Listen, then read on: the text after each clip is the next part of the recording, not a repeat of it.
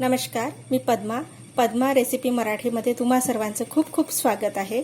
आज आपण दिवाळी निमित्त शंकरपाळ याची रेसिपी बघूया। ती पण गव्हाच्या पिठापासून कशी करतात तर ते बघूया।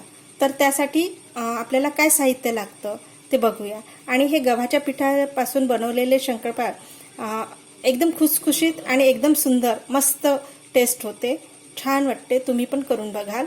आणि त्यासाठी आपल्याला काय साहित्य लागतं बघूया। इथे मी गव्हाचं पीठ घेतलंय 2 वाट्या आणि ही पिठी साखर घेतली आहे म्हणून मी पाऊण वाटी घेतली आहे। समजा आपण साखर दाणेवाली साखर घेतली असती तर अर्धी वाटी घेतली असती।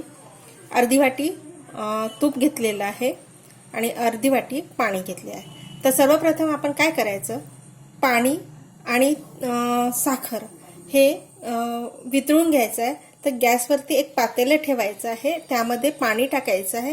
त्याला उकळी येऊ नाही द्यायची आहे, फक्त ते साखर वितळू द्यायची आहे। तर चला तर मग बघूया। आता मी इथे एक पॅन गॅसवरती ठेवलेला आहे गरम करायला। त्यामध्ये अर्धी वाटी पाणी टाकूया।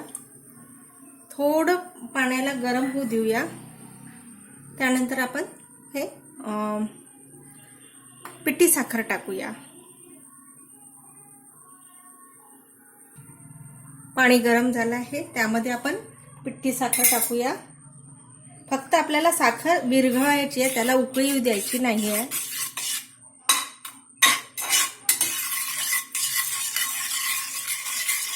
इथे पाण्याच्या ऐवजी आपण दूध पण यूज करू शकतो, आपल्यावरती डिपेंड आहे काय घ्यायचं आहे।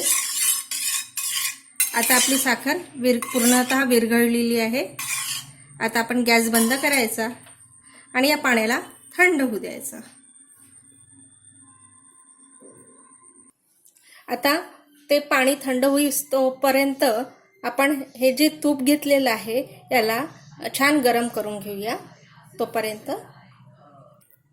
आता इथे मी एक पातेलं घेतलेलं आहे, त्यामध्ये हे पीठ टाकून घेऊया। त्यामध्ये चवीनुसार मीठ टाकायचं आणि त्याला मिक्स करून घ्यायचं। आता इथे मी कडकडीत मोहन तयार केलेला आहे ते टाकूया। हे मी कडकडीत केलेलं आहे, छान गरम।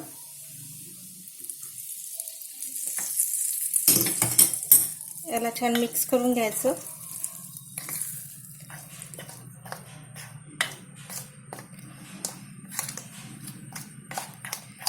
ते गरम आहे म्हणून आपण हात लावू नाही शकत, म्हणून चम्मचनीच त्याला मिक्स करून घ्यायचं आहे। थोडं थंड झालं की मग हात लावायचा आपण।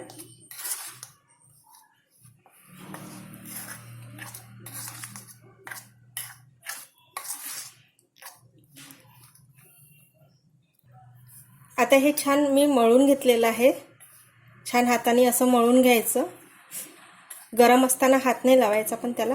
आणि आता आपलं ते साखर आणि पाणी जे आहे थोडं गरम केलं होतं ते थंड झालेलं आहे, पण हे खूप न टाकता थोडं थोडं टाकायचं आणि मिक्स करत जायचं। असं छान मिक्स करत जायचं।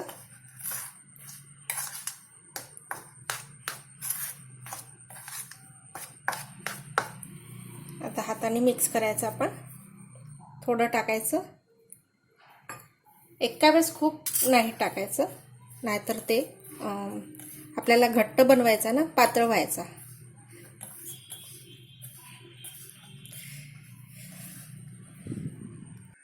या पद्धतीने छान असा गोळा करून घ्यायचा आणि अर्धा तास याला रेस्ट करायला ठेवूया। आता आपण हा गोळा थोडा सॉफ्ट करूया, नरम करूया। एकदम नरम नको, हा घट्टच असायला हवा। समजा आपलं हे पीठ सैल झालं तर आपले जे शंकरपाळ आहेत ते तेलामध्ये पसरण्याची शक्यता असते, त्यामुळे गोळा हा आपला घट्टच हवा, फक्त थोडं हाताने नरम करून घ्यायचा। आता आपण याचे 2 तुकडे करूया। आणि एक जाडशी पोळी लाटून घेऊया आपण. छान असं गोल गोल करून घ्यायचं आणि जाडशी पोळी करायची.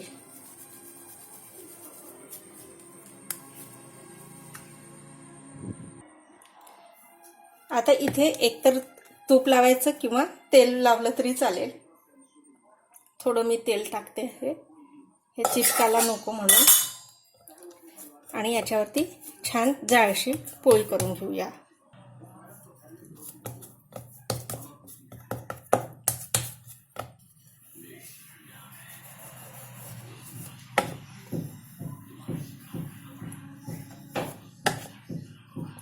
याच्या ज्या कडा फुटत आहे त्या फुटणारच आहेत, त्याला काही हे मिनिंग नाही आहे. ते काढून घेऊया नंतर आपण आणि अशी छान पोळी करून घेऊया.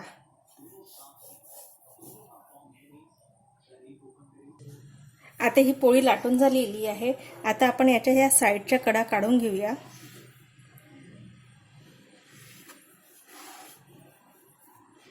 या पद्धतीने साईडच्या पूर्ण कडा काढून घेऊया आणि हे दुसऱ्या याच्यामध्ये आपण लाटून घेऊया.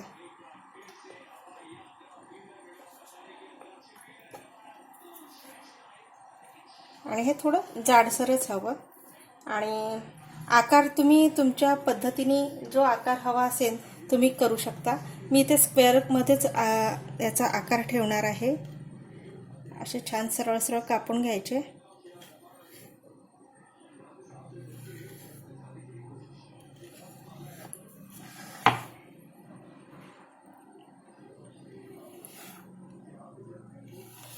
या पद्धतीने छान स्क्वेअर स्क्वेअर कापून घ्यायचे.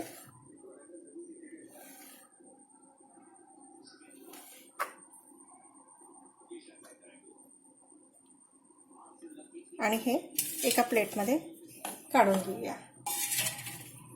या पद्धतीने त्याला काढायचं. या पद्धतीने चाकूने त्याला सैल करायचं खालून आणि एका प्लेटमध्ये काढून घ्यायचं. त्याची थिकनेस बघू शकता, या पद्धतीने जाडी केलेली आहे.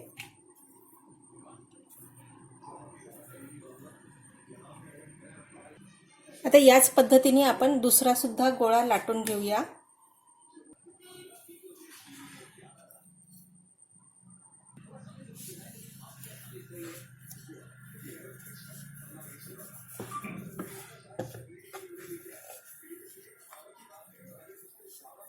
या पद्धतीने हा लाटून घ्यायचा. मोठी पोळी छान. हे साईडला फाटत आहे त्याचा विचार नाही करायचा, तो नंतर बरोबर होतो. इथे हे आपले संपूर्ण शंकरपाळे रेडी झालेले आहे. आता आपण याला तळून घेऊया. इथे गॅसवरती मी एक कढई ठेवलेली आहे, त्यामध्ये तेल सुद्धा टाकलेलं आहे. आणि तेल हे छान गरम होऊ द्यायचं आहे. सुरुवातीला मस्त कडक होऊ द्यायचं आहे तेल.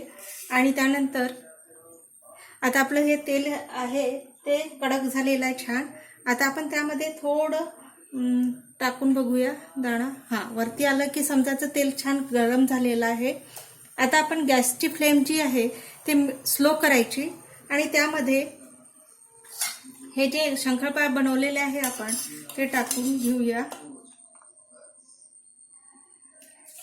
आणि याला स्लो ते मीडियम मध्येच याला फिरवत राहायचं, कारण की नाहीतर याचं वरचं कव्हर जे आहे ते डार्क होऊन जाणार आणि आतलं शिजायचंच राहणार. याकरता हे आपल्याला स्लो मीडियम वरतीच तळून घ्यायचं आहे.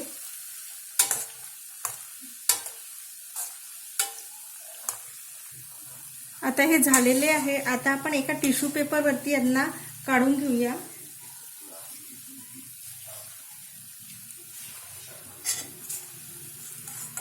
गॅसची फ्लेम स्लोच ठेवायची आहे.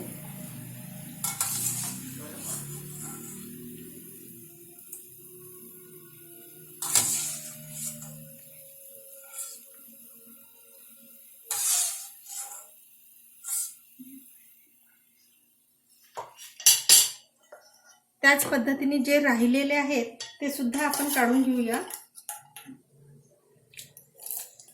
आणि स्लो आचेवरतीच करायचं आहे हे.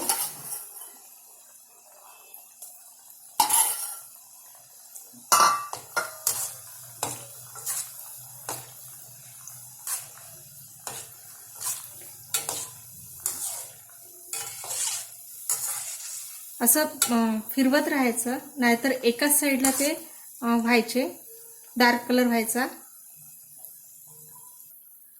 स्लो आचेवर केले की हे फुगायला लागतात. बघू शकता तुम्ही, छान फुगायला लागलेले आहेत. आणि कलर सुद्धा ते छान येतो स्लो आचेवरती केलं तर. अजून होऊ द्यावं लागते. समजा तुम्हाला किती डार्क कलर हवा असेल त्याच्यावरती डिपेंड आहे. छान फुललेले आहेत, बघू शकता.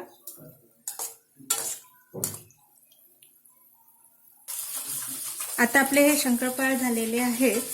याच्यापेक्षा जर तुम्हाला डार्क कलर हवा असेल तर तुम्ही काढू शकता, पण एवढाच छान डार्क कलर हवा. एकदम फेंट पण नको आणि एकदम डार्क पण नको. आता आपण हे काढून घेऊया.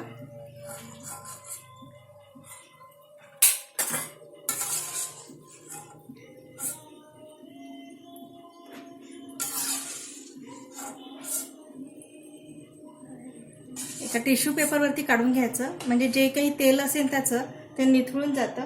आणि या प्रकारे बाकीचे आपण तळून घेऊया. अशा प्रकारे हे आपले शंकरपाळ रेडी झालेले आहे, गव्हाचे शंकरपाळ.